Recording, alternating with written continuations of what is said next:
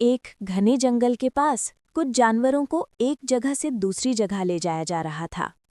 बड़े बड़े लोहे के पिंजरों वाले एक बड़े ट्रक में कई जानवर थे।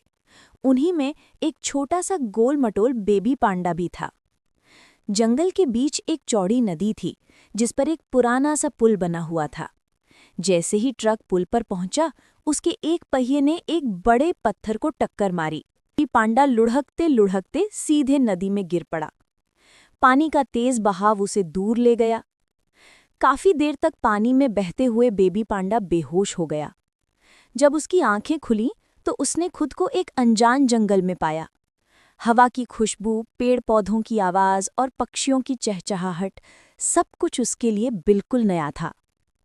उसी समय उसने देखा तो एक भूखा शेर उसकी ओर बढ़ रहा था और बिना सोचे समझे तेज दौड़ पड़ा। पास ही एक छोटी सी गुफा मिली और वो उसमें छिप गया।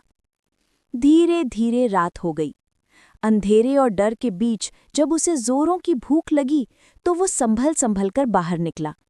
जैसे ही वो कुछ ढूंढने लगा, अचानक सामने से एक बड़ा सा भालू निकल आया।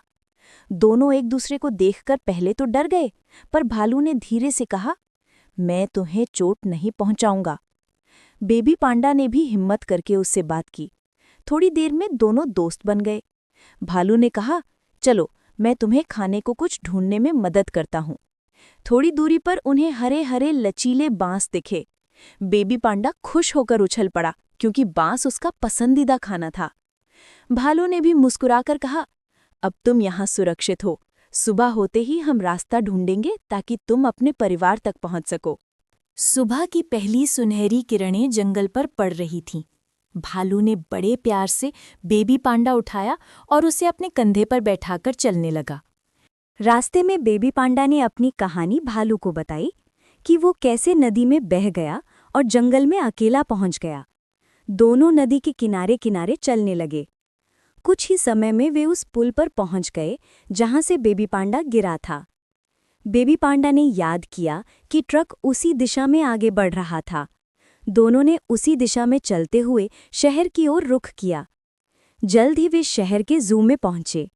वहां बेबी पांडा के माता पिता उदास बैठे थे। जैसे ही उन्होंने अपने छोटे पांडा को देखा, माँ दौड़ कर आई और उसे गले से लगा लिया। दोनों ने हाथ हिलाकर भालू का धन्यवाद किया।